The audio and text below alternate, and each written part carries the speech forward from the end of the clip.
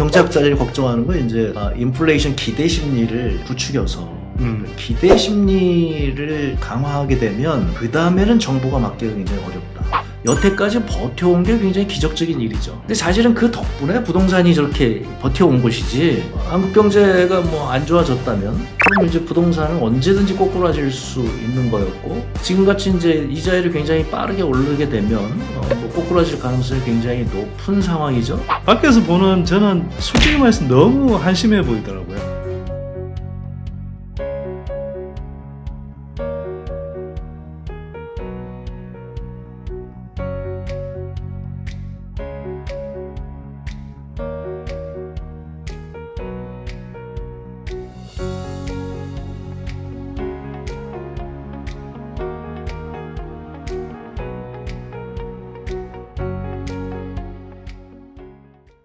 안녕하세요. 선대인경제연구소 선대인 소장입니다. 자, 오늘 귀한 분 모시고요. 세계 경제 흐름 한번 짚어보겠습니다. 근데 세계 경제 흐름이 지금 국내 경제에도 직결되는 상황이기 때문에 귀 쫑긋 세우고 좀 들어보시면 좋겠습니다. 자, 오늘 좋은 말씀 해주실 분 간단히 소개해 드릴 텐데요. 이분은 직업이 여러 번 바뀌었습니다. 제가 알기로는. 제가 처음 뵀을 때는 대학 교수님이셨고, 또 경실련에서 시민단체 활동도 오래 하고 계셨고, 그러다가 국회의원이 되셨어요. 그 다음에 문재인 정부에서 중소벤처기업부 장관을 역임하셨습니다. 저는 그냥 이 시베리아 벌판을 떠도는 동안에 혼자 승승장구하시다가 제가 다시 붙잡아서 여기 오늘 모셨습니다. 저는 그냥 뭐 편하게 홍정학 교수님으로 지칭하겠습니다. 교수님 오랜만에 나오셔서 고맙습니다. 네, 반갑습니다. 네. 뭐 저도 들판에 있는데. 그래도 좋은데 다니다가 오셨잖아요. 자, 교수님은 사실 제가 낙곱살 팟캐스트를 할 때 종종 모셨었고요.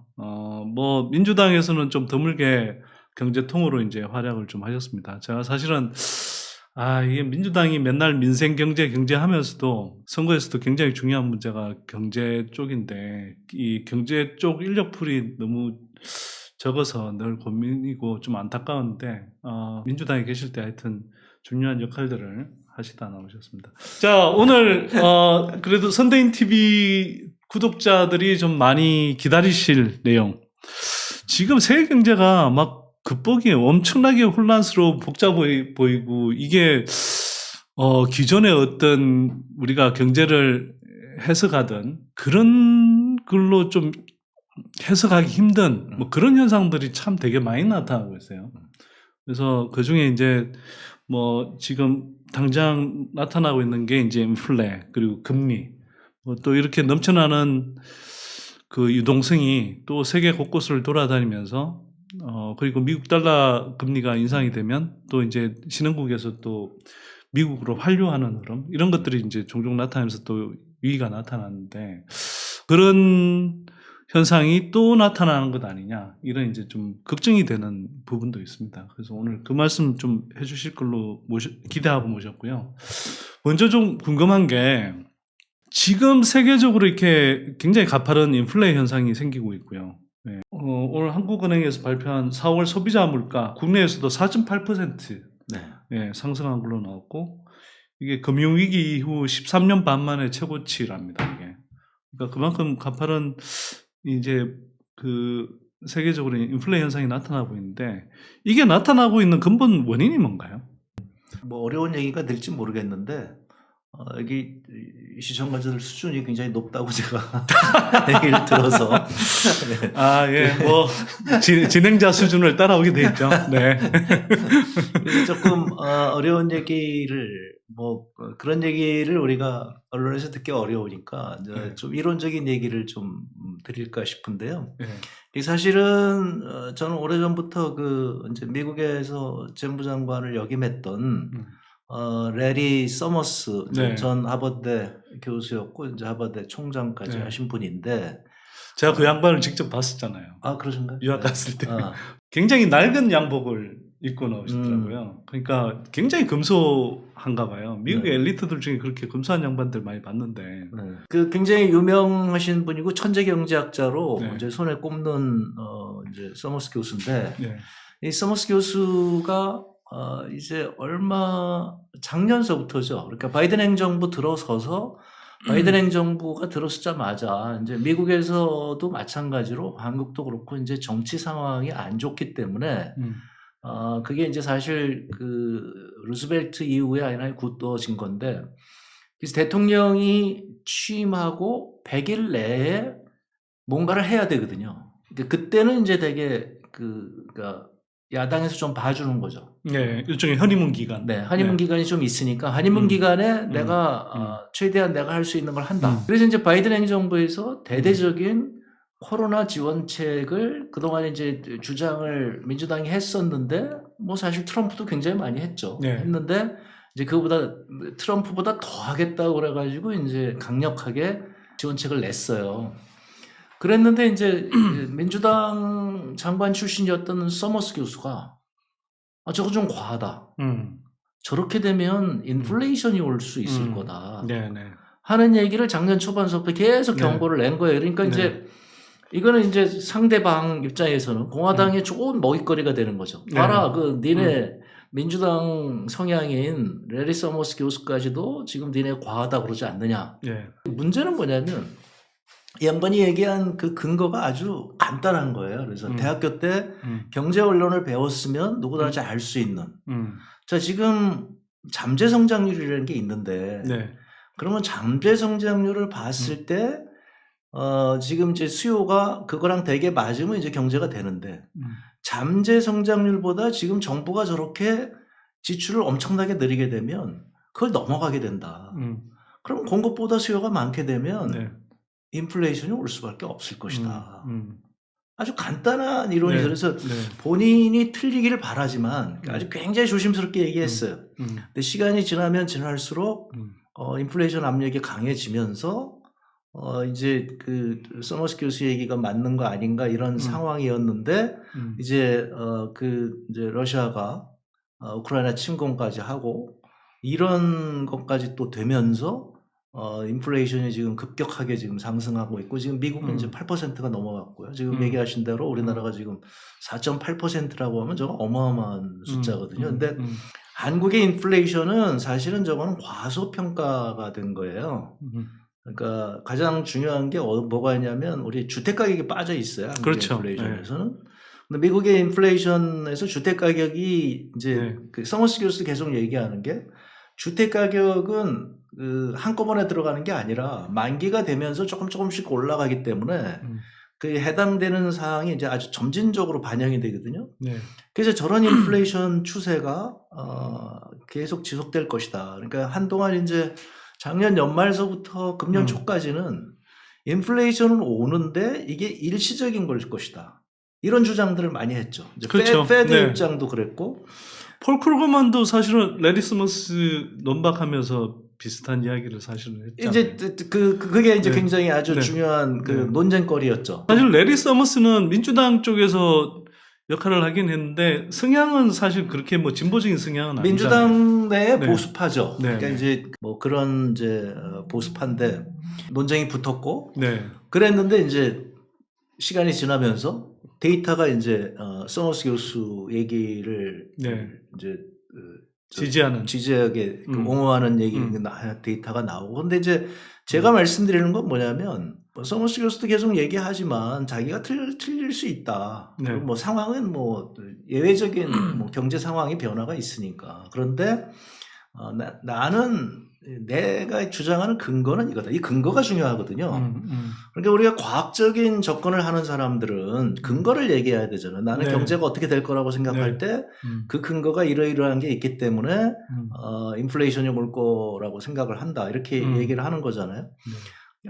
한쪽에서는 그렇게 과잉 유동성이 있고, 그 다음에 정부의 재정 지출을 급격하게 증가해서 과잉 수요가 있고, 또 이제 서플라이 체인에 문제가 생겨서 이거에 계속 문제가 있는 데다가 우크라이나 침공으로 인해서 에너지 가격이 지금 급격하게 상승하고 있고, 농산물 가격까지. 그렇죠. 그 네. 우크라이나 이제 그다음에 소련이 다 이게 농산물 또 수주국이니까 그 네. 농산물 가격까지 이렇게 지금 영향을 미친 거죠. 네. 그래서 이런 것들이 이게 어떻게 일시적인 거라고 볼 수 있느냐? 그다음에 이제 말씀드린 것처럼 부동산 가격이 저렇게 지금 천정부지로 지금 뛰어 올랐기 때문에 네. 저게 소비자 물가 지수에 반영이 되면서 점점 더 가파라질 것이다. 고용 시장에 있어서 네. 지금 미국에서 사람들 구하기가 굉장히 어렵다는 거예요. 네. 네. 그 이유 중에 하나는 이 코로나 시국에 은퇴한 사람들이 굉장히 많아요. 그러니까 직장을 안 찾는 거죠. 그게 이제 지금 미스테리 중에 하나인데 왜 갑자기 은퇴들을 저렇게 많이 했을까? 그래서 몇백만 명이 그냥 은퇴를 해버린 거예요. 노동시장에서 사라져버린 거죠. 그래서 한쪽에서는 지금 사람을 구할 수가 없어서 계속적으로 지금 임금이 올라가고 있는 상황이다. 네. 그러면 이 상황이 이제 걱정하는 건 경제학자들이 걱정하는 건 이제 인플레이션 기대 심리를 네. 이제 부추겨서 기대 심리를 이제 강화하게 되면 그 다음에는 정부가 막기가 굉장히 어렵다. 뭐 페드가 그렇죠. 막기가 굉장히 네. 어려울 것이다. 그러니까 인플레라는 건 지금 물가가 실제로 오르고 있는데 그뿐만 아니라 사람들이 이제 기대 인플레이션이 생긴다는 건 앞으로 물가가 지금 오르고 있는데 앞으로 계속 더 오를 것이다. 고공행진할 것이다. 이런 생각 때문에 더 이제 물건을 더 사게 되고 또 한편으로는 물건 값을 또 그게 편성해서 더 올리게 되고 이런 추세가 이제 계속 강화되면서 올라갈 가능성이 높다. 근데 그렇게 되면 그런 기대가 이제 생겨버리면 걷잡을 수 없이 이제 인플레가 계속 촉발될 수 있기 때문에 되게 위험하다. 이렇게 이제 좀 보고 있는 거죠. 그런 거죠. 그래서 네. 인플레이션을 잡기 위해서는 기대 심리를 잡아야 되는데 네. 지금 상황에서 기대 심리를 잡기가 굉장히 어려울 거다. 지금 한국 같은 경우도 지금 4.8%라고 이렇게 돼 있는데 사람들은 아직 그거를 잘 몰라요. 그래서 지금 기대 심리는 한 2.5%나 이렇게 되고 네. 있거든요. 네. 그런데 이제 이런 뉴스들이 이제 인플레이션 얘기가 자꾸 나오게 되면 사람들이 이제 이게 아니지 하면서 기대 심리가 높이게 되는 거죠. 그럼 기대 심리를 높이게 되면 어떤 상황이 벌어지냐면 지금 한국도 그렇고 미국도 그렇고 이게 기업 통폐합이 많이 이루어져서 기업들이 물건값을 소비자한테 전가할 가능성이 굉장히 지금 높아져 있는 상황이에요. 전 세계적으로. 그러니까 지금 이 말씀드린 이런 상황으로 봤을 때 인플레이션이 앞으로 굉장히 문제가 될 수 있는 상황이 올 가능성이 높다. 그래서 이제 1970년대 후반을 막 얘기를 하고 있거든요. 그 70년대 후반에 오일 샥이 왔을 때하고 지금 거의 비슷하다. 근데 그 소머스 교수가 재밌는 얘기를 했는데 지금 통계가 바뀌어서 그렇지 현재 지금 미국의 인플레이션이 1970년대 후반하고 거의 비슷하다는 거예요. 수치상으로는 지금 그때 당시에는 뭐 15% 이렇게 갔지만 지금 이것이 그 같은 통계로 보면 이미 그때하고 거의 같은 수준이다 뭐 이런 얘기까지 해요. 그래서 지금 이제 상황이 이렇게 됐으니 미국은 이제 급격하게 페드에서 올려야 된다. 근데 이제 가장 지금 이렇게 되다 보니 네. 이 서머스가 없었으면 모든 사람들이 다 인플레이션이 올 걸 예상을 못 했잖아요. 근데 서머스가 1년 전부터 저 페드가 틀렸다고 얘기를 했거든요. 그 페드는 아니다. 우리가 맞다. 너가 틀렸다. 이렇게 얘기했는데 지금 1년 반이 지나서 페드가 틀렸다는 게 만천하에 드러나게 된 거죠. 학자들끼리 이렇게 논의가 되면 좋은데 이제 슬슬 잘 모르는 사람들이 나와가지고 너 페드 틀렸지. 페드 책임져. 페드 니들 안 물러나고 뭐해. 이런 얘기들이 지금 나오기 시작하는 거죠. 그러니까 페드 입장에서는 그러면 인플레이션이 여기서 더 기승을 부리면 이제 페드는 정말 면목이 없는 거죠. 그래서 미국 그 연방준비제도 이사회 이제 이사들 입장에서 보면 빨리 금리를 올려서 인플레이션 기대 심리를 잡는 게 면피하는 거 아니냐. 네. 이제 그러다 보니까 이제 그러면 주식시장이 박살날 거고 경기 침체가 올 거고 또 어차피 또 페드는 욕 먹는 거죠. 니들이 잘못했기 때문에 인플레이션이 이렇게 돼서 그래서 또 니네가 금리를 올려가지고 또 불황이 왔다. 그러니까 이거는 페드가 만든 불황이다. 이렇게 될 지금 그건 아닌데 모든 책임은 페드가 그 연방준비제도 이사회가 질 건 아닌데 지금 상황이 그렇게 돌아갔어요. 이 우리 서머스 교수 때문에. 음. 그러니까 옳은 소리 하는 사람 한 사람을 왜 싫어하는지가 이제 딱 드러나는 거죠. 이게 그러니까 학자들이 옳은 소리 하기 싫어해요. 왜냐하면 이렇게 옳은 소리를 하고 나면 모두의 미움을 받고 지금 이제 서머스 교수도 굉장히 난처한 상황이죠. 왜냐하면 민주당에 있는 사람하고도 친한데 지금 이제 공화당 뭐 팍스뉴스 이런 데서 이제 서머스를 계속 전면에 내걸고 그러면서 이제 민주당 정부를 이제 계속 공격하는 소재로 공격을 하고 있고 이제 그런 상황에서 그 지금 문제는 금년도에 이제 미국의 중간 선거가 있거든요. 예. 그래서 여기 약간 이제 재밌는데 미국의 그 평론가들은 페드가 지금 금리를 많이 올린다고 얘기는 했지만 실제로는 못 올릴 것이다. 중간 선거 때문에. 그런 지금 평가들이 있죠. 그러니까 지금 조금 복잡하죠, 이게. 그러니까 중간 선거 끝난 다음에 이제 올리게 되면 금년 연말 이후로 넘어가지 않느냐. 그러면 인플레이션은 한동안 이제 함께 가야 되는데 그 함께 가는 기간 동안 기대 인플레이션이 이제 폭발하게 되면 경제는 굉장히 큰 위험에 닥칠 것이다. 지금 아무튼 상황은 지금 굉장히 어려운 상황입니다. 전 세계적으로 굉장히 어렵고 아까 70년대 후반도 얘기했지만 지금 많은 사람들이 걱정하는 것은 지금 상황이 94년도 상황하고 이게 비슷하게 갈 거다. 94년도가 또 역시 마찬가지로 미국에서 페드가 아주 공격적으로 이자율을 올렸던 때거든요. 94년도에 미국 페드가 그 이제 연준이 공격적으로 올리면서 이제 그 해에 멕시코 연말에 이제 멕시코가 무너졌고 그리고 1, 2년 다시 이제 페드가 약간 주춤하다가 다시 올리기 시작하면서 이제 동아시아 위기가 온 거죠. 지금이 그러니까 예전에 94년과 비슷하면 몇 년 후에 신흥국 위기를 초래할 수 있는 그 단계에 지금 진입하고 있다. 이렇게 지금 보신다는 건가요? 그게 지금 걱정들을 하고 있는 거죠. 그래서 그러니까 이제 그 지금까지 코로나 시국에서 이제 쫓겨다니면서 허둥지둥 이제 경제를 운영해 왔는데 지금 이제 완전히 다른 새로운 도전에 전 세계 경제가 직면해 있는 거죠. 그런 상황에서 지금 이제 어떻게 할 것이냐가 굉장히 힘들고 지금 우리나라에 지금 새로운 정부가 이게 참 걱정이 좀 많이 됩니다. 그러니까 민주당 정부였으면 조금 불안해요.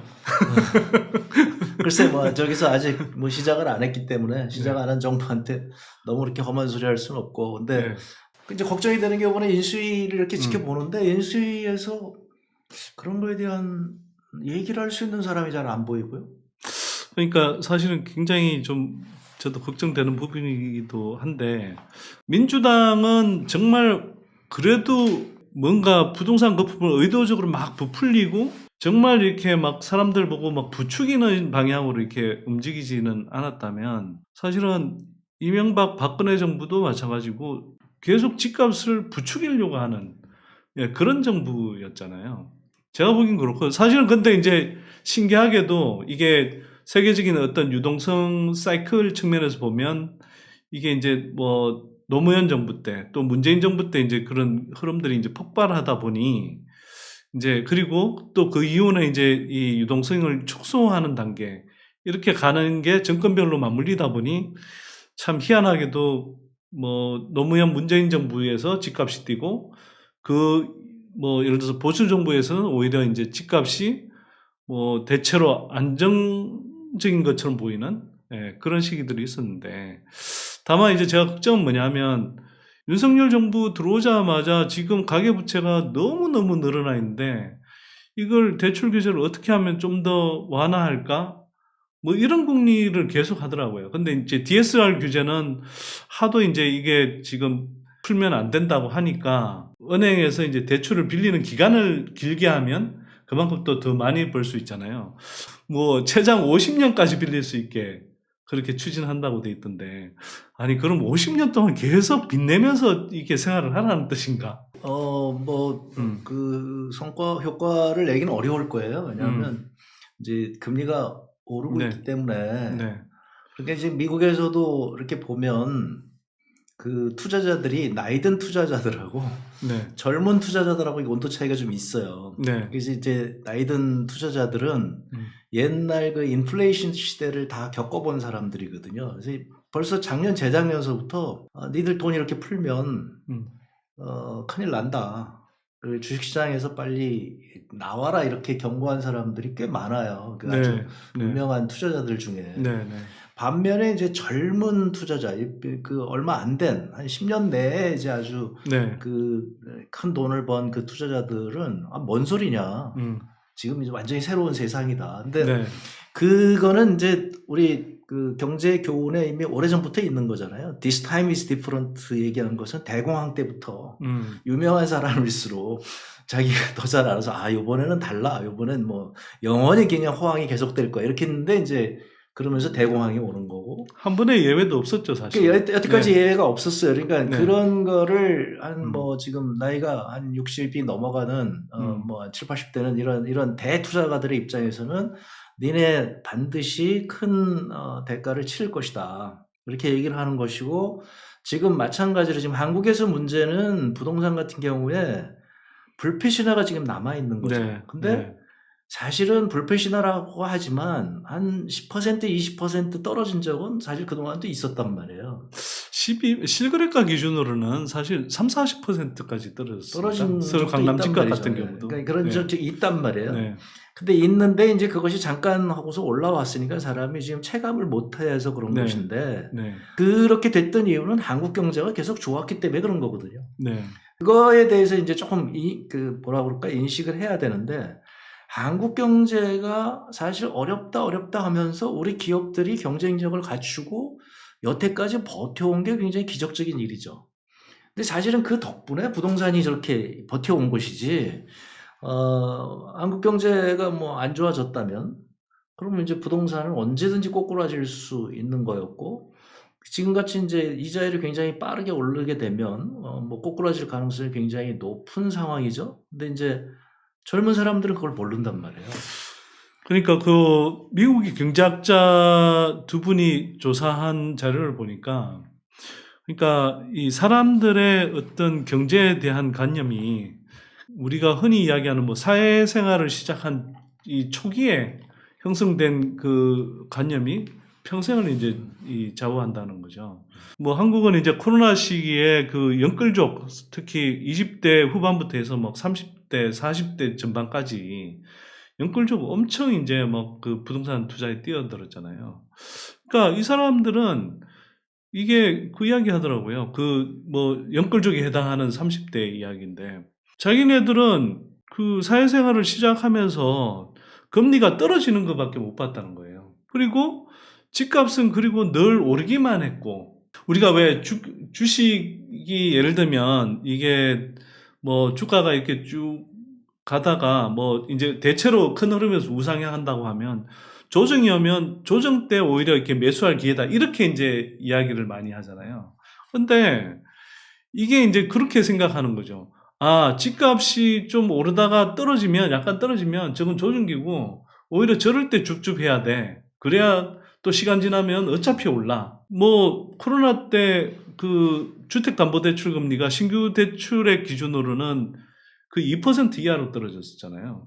그러니까 그 사람들은 소득이 안 돼도 빚내서 이 정도 금리일 때 빚내서 어딘가 투자를 안 하면 바보지, 이런 식으로 판단한다는 거예요. 그러면 실제로 근데 이제 그런 현상들이 엄청나게 이제 어쩔 수 없이 이제 과거의 경험이 자기가 아는 것을 형성을 하게 되기 때문에 그런 건데, 그래서 이제 그 항상 제가 이제 얘기하는 게, 부동산을 뭐 이렇게 남들이 다 사니까 산다면 뭐 어쩔 수 없는데 그 비뜯어서 사지 마라. 그거는 언제든지 위험할 수 있다. 상황이 지금 굉장히 좀 안 좋은 상황이죠. 근데 이렇게 되는 데는 사실은 그 젊은 사람들의 문제뿐만 아니라 이제 한국은행 자체의 문제가 있어요. 저게 얼마나 위험한지를 가계부채에 대해서 계속 얘기를 해줘야 되는데, 금융안정 보고서를 보면 지금 집값이 30% 떨어져도 금융안정이 아무 문제 없다 뭐 이렇게 나오거든요. 말이 안 되는 게, 집값이 30%가 떨어지게 되면 거래가 올스톱이 돼요. 그러니까 아무도 집을 더 이상 사지 않는단 말이에요. 그러니까 그 이자율이 올라서 자기는 이걸 팔아갖고 이제 빚을 갚고 싶은데 이 집을 내놔봐야 팔 수가 없는 거죠. 그러니까 그 미국의 서프라임 때도 마찬가지고.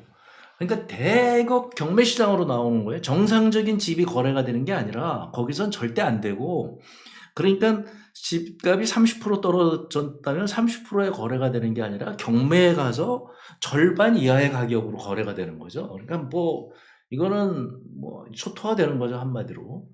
이제 그렇게 초토화가 한번 되고 나면 그 이제 파산할 수밖에 없는 거죠. 근데 미국은 파산 제도가 굉장히 잘 되어 있기 때문에 그때 당시 2008년도에 미국이 가장 먼저 빠르게 회생할 수 있었던 것도 왜 그러냐면 그렇게 파산하고 났을 때 개인은 그냥 털고 가면 돼요. 그건 이제 비소구 대출이라고 하죠. 네, 그러니까 네. 이제 뭐 대출액이 집값을 넘어서면 그냥 자기는 그냥 나 못 갚겠다 이러면 그냥 은행이 그 다음은 책임지는. 네. 그래서 근데 한국은 평생 이게 개인을 따라다니잖아요. 저희가 그래서 계속적으로 고정금리 대출로 가라고 그랬는데 고정금리 대출로 해서 뭐 1%, 2%로 뭐 2%, 3%로 계속했다면 문제가 없는데 그때는 이제 변동금리가 더 싸니까 다들 또 변동금리로 했단 말이죠. 네. 그래서 그렇게 돼 있는 상황에서 외부의 충격이 오면 아직 한국 경제는 굉장히 어려운 상황이고요. 그래서 제가 보면은 너무 답답한 거죠. 그러니까 이제 부동산이라든가 이런 금융에 대해서 그래도 진보적인 얘기를 많이 한 사람인데 이제 그런 거를 전혀 반영을 안 하니까, 그리고 관료들이 이제 그런 정책을 해나가니까 저거는 위험한 정책인데, 내에서도 저는 그렇게 생각을 했었어요. 저거는 잘못된 정책이다. 그러니까 부동산 정책이 잘못된 게 아니라 거시경제 정책이 잘못된 거예요. 그러니까 거시경제 정책이랑 또 금융 정책. 그러니까 이런 게 그게 이제 심적- 금융 정책, 네. 재정 정책이 잘못된 네. 건데요. 그러니까 그게 뭐냐면 금융 정책이라고 하는 것이 한국은행이 저렇게 무지막지하게 금리를 내릴 때는 경고를 했어야죠. 이 돈이 부동산으로 가지 않도록 정부가 하지 않으면 우리는 못 내린다, 이렇게 얘기를 해줘야 되는 거거든요. 근데 한국은행에서 그런 얘기 전혀 안 하고 그냥 정부가 뭐 금리 내리는 걸 원해 그러고서 그냥 내렸단 말이죠. 그러니까 그럼 금융위에서 그거에 대해서 제대로 해줬어야 되는데, 그러니까 금융위와 한국은행이 이거에 대해서 위험 인식을 가져야 되는데 저기는 아무도 지금 책임지는 사람이 없잖아요. 그러니까 아무도 거기에 대해서 비난하는 사람도 없고. 저는 이제 진보적인 정책을 얘기하는 사람 입장에서 뭐가 좀 아쉬웠냐면 지금 우리가 얘기하는 대로 금융정책과 재정정책이 있잖아요.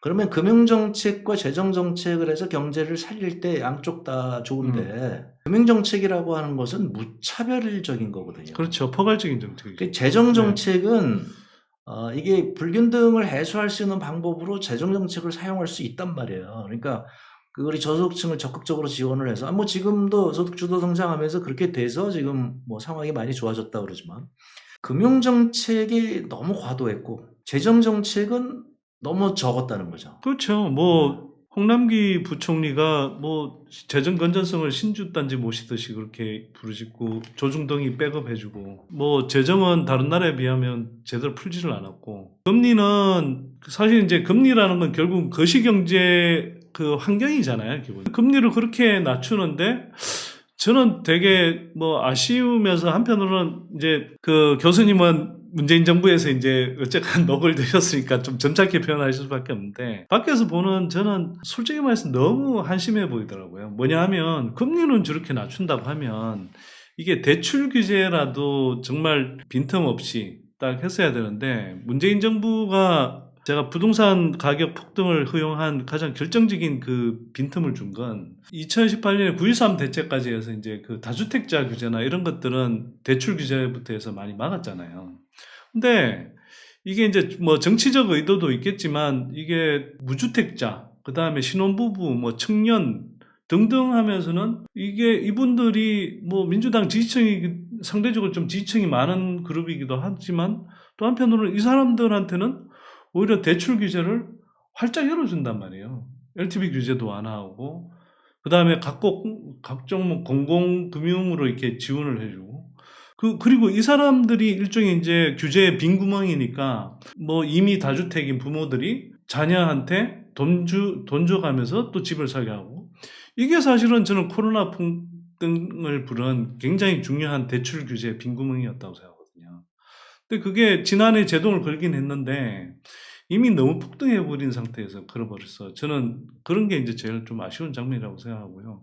근데 이게 결국은 교수님도 얼핏 말씀하셨지만 민주당의 청와대 정책실 내에도 그렇고 민주당 내에서도 그렇고 이걸 전 세계적으로 유동성이 넘쳐 흐르는 상황에서 이걸 금융현상으로 보고, 그래서 특히 부동산 문제 같은 경우도 금융 관점에서 이렇게 접근해서 적절하게 제어하는 그런 이야기를 할 수 있는 사람이 저는 없었던 것 같아요. 그거는 네. 이제 그 문재인 정부의 네. 선택이죠. 그러니까 네. 이제 많은 분들이 잘 그거를 얘기를 안 하시는데, 그러니까 네. 자꾸 뭐 문재인 정부의 경제 정책이 뭐 이념에 사로잡혀서 네. 그래서 뭐 그런 이념 끌고 가는 그런 정책을 했다고 그러는데, 사실은 굉장히 보수적인 정책을 사용을 한 거죠. 그러니까 전혀 이념적이지 않았죠. 네, 그러니까 그거를 많이들 놓치고 계시던데, 네. 문재인 정부 경제정책, 주무부처에는 외부 사람이 단 한 사람도 안 들어갔어요.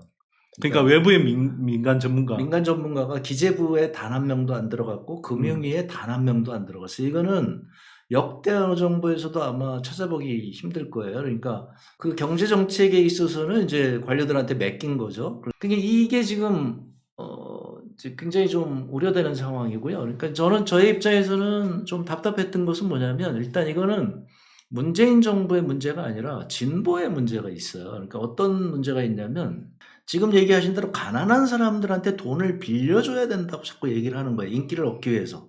근데 가난한 사람한테 돈을 빌려주는 것은 그 가난한 사람을 망치는 거거든요. 그거야말로 약탈적 금융이잖아요. 그러니까 제가 네. 보기에는 문재인 정부의 그 부동산 정책은 뭐 큰 틀로 보면 크게 문제는 없어요. 근데 하나의 문제는 뭐냐면 임대주택을 안 하는 거예요. 이게 이제 저의 입장에서는 답답한 거죠. 그러니까 국민들이 임대주택을 좋아하지 않는다. 그러니까 진보적인 방식으로 새로운 임대주택을 만들었어야 되는 거거든요. 그러니까 저 아파트 지금 저 짓는 방식이 70년대 현대아파트 짓는 방식에서 지금 한 걸음도 벗어나질 못했어요.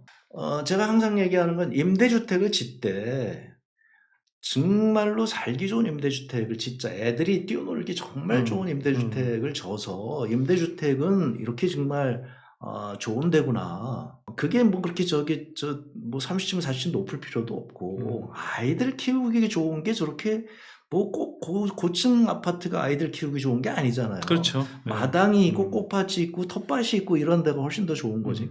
그러니까 뭐 뭔가 열등한 주거 유형이 아니고 대다수 뭐 중산층 서민들이 살 수 있는 그런 공공임대를 사실 많이 늘려야 되죠. 그러니까 제 얘기는 공공임대를 거기다 짓고 그 안에다가 수영장도 짓고 저 도서관도 짓고 이래가지고 주변에 있는 사람들이 거기 와서 다 쓰도록. 그러면 저 임대주택 사람들 그 뭐 업신여긴다 그러는데, 업신여기는 그분들을 높이 모셔야 될 거 아니에요. 왜냐면 거기 시설을 이용하기 위해서 공공시설이 다 있으니까. 그러면은 사람들이 내가 집이 없어도 그렇게 임대주택에서 살면서 내가 차근차근 돈 모아서 어느 순간 어느 정도 되면, 그리고 이제 지금처럼 경제가 어려워서 이제 집값이 폭락할 때가 있거든요. 그러면 집값이 폭락할 때 그때 내가 살고 싶은 데 가서 집 사고. 그러니까 사실은 집값이 폭락할 때 집을 사야 되죠. 그때 왜냐면 집값이 막 오를 때는 살고 싶은 데 가면 계약이 안 되잖아요. 그런 게 이제 저로서는 굉장히 안타까웠고, 그래서 뭐 제가 넌지시 던져봤는데 그거 다 인기 없다고 해서, 일단 많은 진보 지지층 쪽에서도 자꾸 뭐 20년 임대 이런 얘기를 자꾸 해요. 그래서 아니, 임대주택은 그렇게 오래 사는 게 아닙니다. 그러니까 아이들 초등학교 다닐 때 거기 한 10년 있으면 되잖아요. 그 5년에서 10년 거기 있다가 애가 중학교나 고등학교 가면 그 중학교 고등학교 근처 임대주택으로 또 가면 될 거 아니겠어요. 그래야 임대주택이 이게 보관이 관리가 되거든요. 근데 우리나라 임대주택은 그게 아니라 20년짜리이기 때문에 20년 동안 있으면서 아무도 신경을 안 쓰니까 그게 슬럼화 돼 버리는 거죠. 근본적인 문제에 대해서 저는 우리 정부가 뭔가를 할 거라고 생각을 했는데 이런 문제는 전혀 건드리지 않고 다른 정책은 뭐 크게 문제되진 않았어요. 그러니까 하나의 맹점은 이제 그게 있었죠. 그래서 가구가 그러니까 이제 핵가족이 돼가는 그거를 제대로 이제 파악하지 못하고 그러니까 두 가지죠. 핵가족이 돼가는 것과 또 하나는 서울로의 인구 집중을 막았어야 되는데 이 정책이 사실은 없었거든요. 이거에 대해서 제대로 대처하지 못하다 보니 공급 부족 현상이 나타났고 거기에 이제 잘못된 금융 정책이 거기에다가 이제 불을 붙게 된 거죠. 그러니까 제가 말씀드리는 건 이런 거예요. 그러니까 진보적인 정책을 편다고 생각을 하면 제가 말씀드린 이런 거에 대한 이렇게 전체적인 그림을 갖고 있어야 되는데 막상 집권을 하고 나서 보니 그런 시각보다는 관료 의존도가 굉장히 높았던 거죠. 관료들한테 끌려다닌 정부죠. 뭐 솔직히 저 좀 이렇게 말씀드려서 되게 죄송한데 문재인 정부에 계셨던 분이니까 정말 보고 있으면 너무 답답한 구석이 저는 진짜 많았다고 생각하고요. 그 핵가족화에 따른 수요 증가 부분은 저는 좀 사실 좀 달리 보는 부분이 뭐냐면, 그러니까 1인 가구가 많이 늘어나긴 했거든요. 실제로 많이 늘어났는데 그거는 뭐 여러 가지 측면이 있는데 제가 보기에는 사람들이 빨리 하지를 못하잖아요. 일자리가 빨리 생기지 않고 하니까. 그 다음에 뭐 잘 아시다시피 이제 결혼 연령대가 계속 늦어지잖아요. 집값이 오르고 일자리는 잘 생기지 않고 이게 특히 젊은 층들 뭐 이렇게 소득이 그러다 보니 따라서 올라가지 않고 그러니까 결혼을 계속 미루게 되는 현상이 생기는데 나이는 이미 뭐 20대 후반 30인데 이 사람들이 계속 부모 집에서 얹혀 살 수가 없으니까 사실 이제 나와서 사는데 그러니까 그 외에 이제 다른 한쪽은 뭐 잘 아시다시피 이제 고령화에 따른 뭐 홀로 사는 할머니 할아버지 분들 이런 분들인데 사실 뭐 그거는 고령화에 따라서 이제 1인 가구가 또 늘어난 현상도 또 당연히 생기고 있지만 이게 젊은 층 1인 가구는 제가 보기에는 사실 그 사람들이 어차피 지금 집을 살 수 있는 소득 여력이 전혀 안 되는 사람들이거든요. 그 사람들은 그냥 뭐 연립주택, 빌라에 또는 뭐 어디 그러니까 그런 원룸주택, 도시형 생활주택 이런 거의 수요층이지 사실은 지금 이렇게 막 그 코로나 때 집값 강풍을 부른 그 아파트 수요층은 아니거든요. 그래서 그런 사람들은 물론 이제 뭐 그런 건 주로 이제 임대주택이나 오피스텔 같은 걸 뭐 공급해서 해결해 줄 수 있지만 사실 그것 때문에 주택 공급을 더 해야 되고 그것 때문에 공급이 부족해서 집값이 올랐다고 문재인 대통령도 21년 연초에 그렇게 진단을 하더라고요. 저는 그 진단은 사실 좀 올바른 진단은 아니라고 저도 거긴 생각하거든요. 동의하지 않아요. 네네. 그러니까 네. 이제 제 얘기는 우리가 이제 수요라고 하는 것은 근본적으로 돈이 있어야 수요는 네네. 건데 지금 이제 말씀하신 대로 금융 정책이 제대로 됐다면 네. 그렇게 수요가 그렇게 그 다 가수요죠 사실은. 지금 네. 당장 그렇게 집을 살 필요가 없는데 이제 쫓겨서 사는 거죠. 영끌이라는 게 이제 쫓겨서 사는 거잖아요. 뭐 사고 그러니까요. 싶지 않은 네. 사람도 그냥 일단은 뭐 사봐야 되겠다 이런 거고요.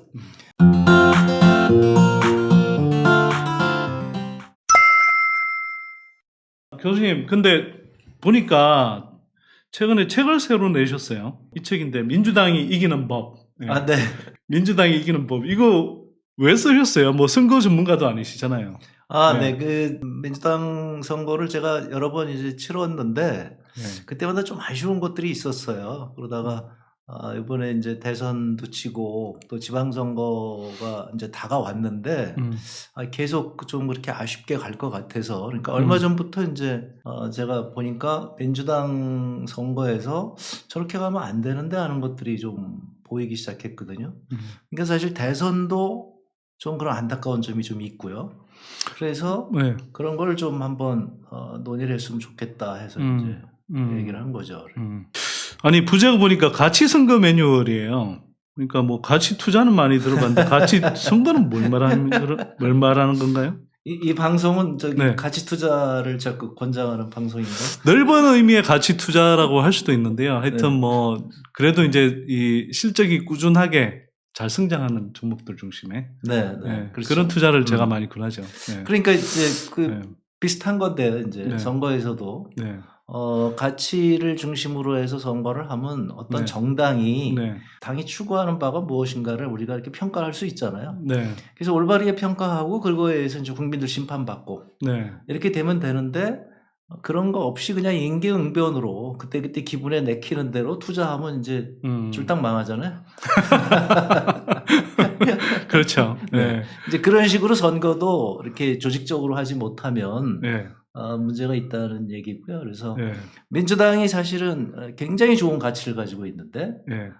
그 좋은 가치를 제대로 살리지 못해서 네.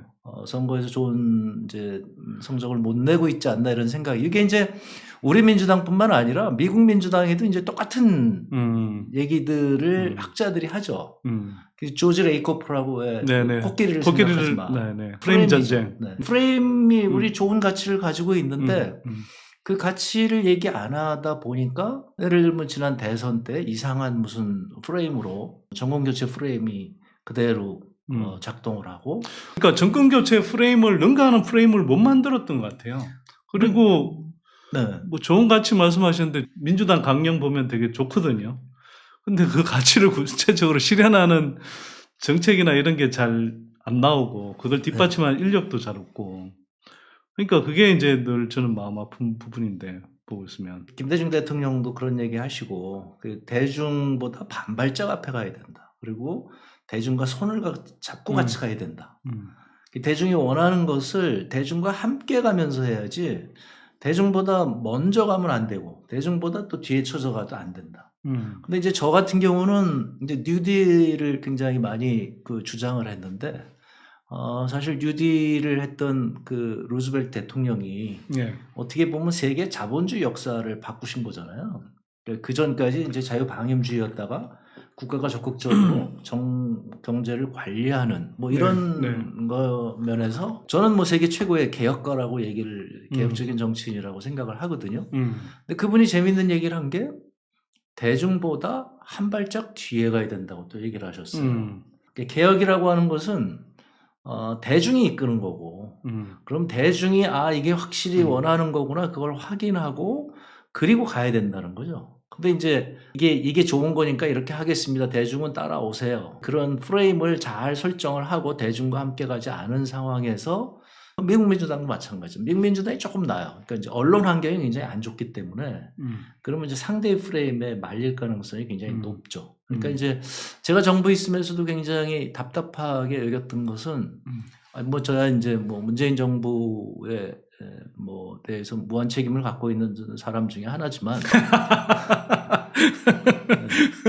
근데 이제 안에서도 이제 굉장히 이제 좀 아쉬운 점이 있었죠. 그래서 저렇게 앞서 나가려면 충분하게 이제 홍보 진영을 갖추고 나서 가야 되는 거거든요. 그래서 홍보를 하고 대중한테 물어보고 대중들이 이거는 꼭 필요하다 이런 식이 될 때 그때 이제 정책을 딱 준비해 놨다가 이제 쫙 들어가고 이런 방식이 돼야 되는데 그게 이제 앞뒤가 안 맞다 보니까 정책은 정책대로 가고 그다음에 이쪽에서 이슈는 이슈대로 따로 가고 이러니까 정부에서 강조하는 이슈들은 다 그냥 묻혀버리고 마는 거죠. 이번에도 대통령께서 그 대담하시는데 제가 굉장히 답답했던 것 중에 하나가 문재인 정부의 성과 중에 굉장히 중요한 것 중에 하나가 벤처거든요. 근데 이번에도 그 얘기를 안 하시더라고요. 그러니까 뭐 중요한 순위에서 아마 뒤에가 있었기 때문에 그런 건데 그 벤처가 사실상 이번 정부에서 굉장히 지금 활성화되어서 사실상 한국 경제를 굉장히 튼튼하게 만든 하나의 계기가 될 거라고 저는 생각을 해요. 미래에. 네네. 이제 이런 것들은 이제 겉으로 잘 드러나지 않죠. 사실 이제 그런 것들이 좀 제가 좀 아쉬운 면이고 그런 벤처 같은 거에 대해서 굉장히 많이 좀 얘기를 해야 그러면 이제 그 경제 쪽에서 활성화가 좀 될 건데 그런 것들이 좀 묻혀졌죠. 사실은 여기 책 하나 또 있는 게 이제 제가 K 이노베이션. 네, K 이노베이션. 이게 이제 재작년에 나왔는데 이게 사실은 굉장히 중요한 책인데 이게 그 주목을 못 받았어요. 그러니까 그 얘기는 뭐냐면 지금 우리나라 언론 환경이나 아니면 지식인들이 이 중요한 얘기에 대해서 얘기를 안 하고 있다는 거예요. 그래서 혁신에 대해서 그렇게 많이 얘기를 하는데 그럼 막상 혁신 어떻게 할래? 그럼 혁신을 하기 위해서 국가는 어떻게 해야 되고 그다음에 뭐 학자들은 어떤 얘기를 해야 되고 정당은 무엇을 해야 되고 그다음에 기업들은 어떻게 해야 되나 이런 거에 대해서 얘기가 없는 거예요. 네, 그런 네. 논의를 하여튼 모르겠어요. 저는 거의 못 봤어요. 음. 그러니까 이 중요한 얘기에 대해서 이게 논의는 안 됐는데 그래도 우리 정부에서 이제 굉장히 많이 중소벤처기업부라는 게 이제 네. 부가 되고 이제 중소기업 자영업자 돕는 것도 있지만 굉장히 중요한 것 중에 하나가 벤처 지원이었죠. 그래서 사실은 새로운 방식의 그런 이제 우리 벤처 지원 방식이 굉장히 많았고요. 그게 이제 제가 이 책에서 얘기했던 것이 우리가 이제 아주 조그만 걸음을 내디딘 거죠. 그런데 그걸 더 발전시켜야 되는데 그게 이제 논의가 확대되지 않고 이제 저는 그만두고 그래서 이제 답답해서 썼는데 이 중요한 답답했는데 많이 안 팔린. 아니 그러니까 저는 답답한 게 이거는 이제 우리 경제 관계에 관심도 있으신 분은 다 읽어보셔야 되는 거고 민주당이 이기는 법은 민주당 지지자들만을 위한 거기 때문에 지지자들 뭐 열성적인 우리 지지자들 우리 당원이 한 100만 당원쯤 되거든요. 그래서 100만 당원이 한 번씩 읽었으면 좋겠다고 생각해서 제가 쓴 책이죠. 근데 하여튼 뭐 저는 저를 뭐 지금 얘기하면 혁신 이론가 뭐 이 정도 될 것 같아요. 그래서 우리나라에서 그동안 얘기하지 않았던 혁신 이론을 좀 많이 얘기하고 싶은 사람. 그러니까 이거는 이제 경제 혁신, 민주당 혁신, 네. 뭐 선거 혁신, 뭐 이런 얘기죠. 그래서 기존에 진행돼 오는 것 중에서 우리가 좀 못 보고 있는 게 있다. 네. 그런 거 한두 개만 바꿔도 세상은 굉장히 좋아진다. 뭐 이렇게 얘기할 수 있을 것 같아요. 특히 K 이노베이션 경우에는 저도 교수님 말씀하셨지만 혁신에 대해서 혁신의 구체적인 방법론에 대해서 이야기한 책은 좀 드문 것 같아요. 또 한국적인 맥락에서. 그래서 좀 귀한 책이 아닌가 싶고요.